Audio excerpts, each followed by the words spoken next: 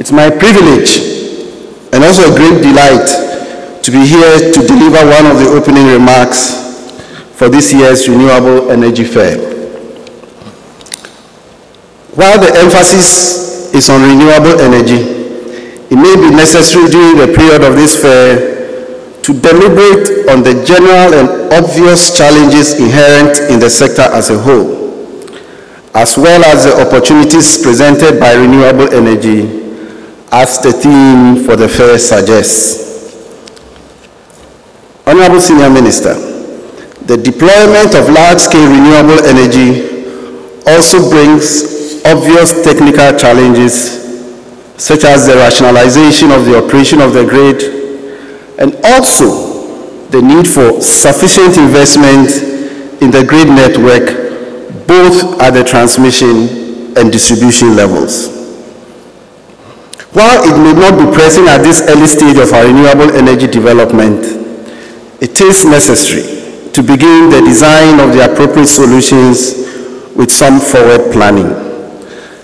And Honorable Minister, our Energy Commission is known for that forward planning. And so we expect that that will be done.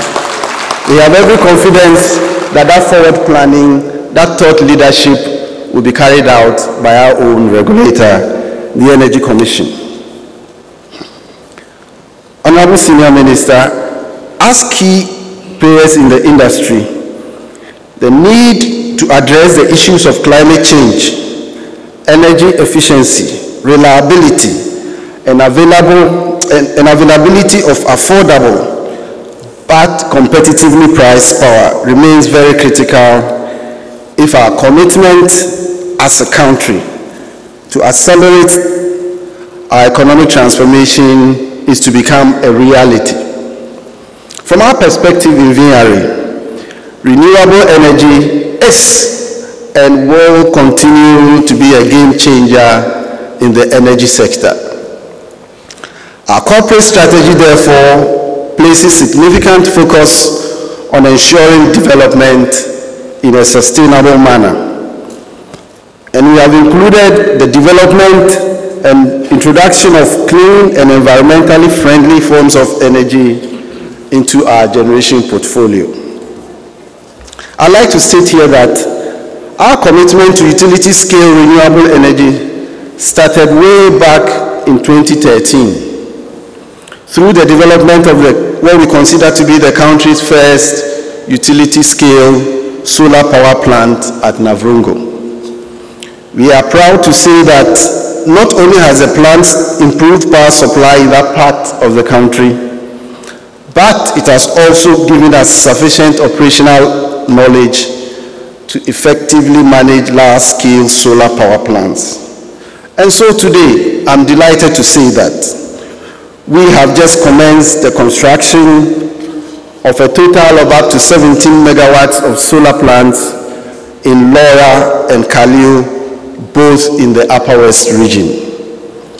While this is obviously modest, we consider these two projects as the main building blocks of our strategy to deliver, develop, and operate about 60% of the nation's renewable utility-scale solar plants in the short to medium term.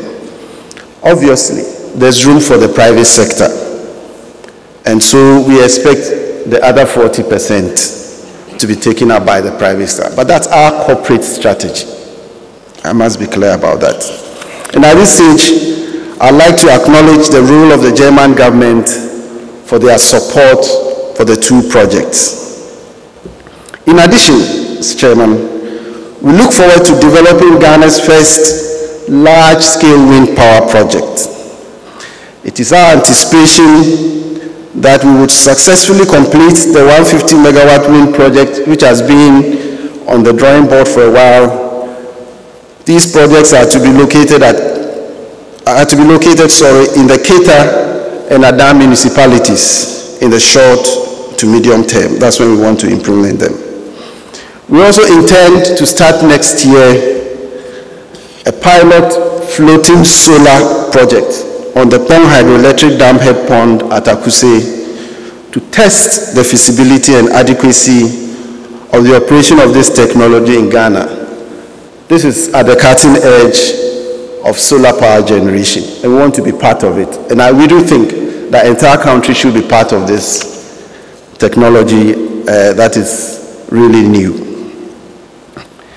Honorable Minister, with the support of yourself and His Excellency the Vice President, we are also developing the Pualugu Multipurpose Project, which has a renewable energy component.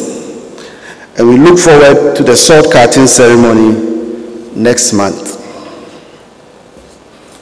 We are also operating a number of solar-based mini-grids, and I must acknowledge that these projects were originally developed by our parent ministry, the Ministry of Energy. And we have worked collaboratively with them to ensure that these projects are fit for purpose and they deliver power to the isolated islands, especially on the Volta Lake. Honorable Minister, it's also useful to add that as part of our commitment to project a culture of working in a green and smart environment, if you pass by our head office, you will notice that we have just completed our first rooftop solar project.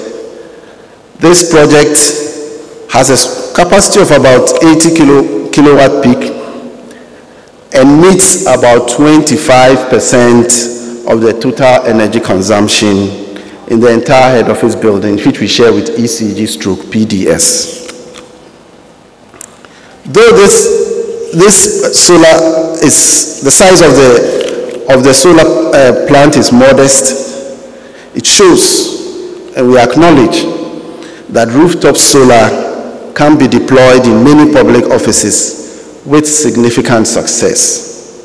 I will therefore encourage other public and private agencies to consider similar projects.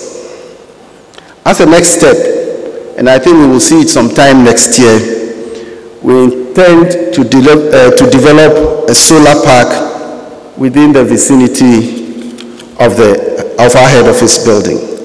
All that we want to demonstrate is that it can happen.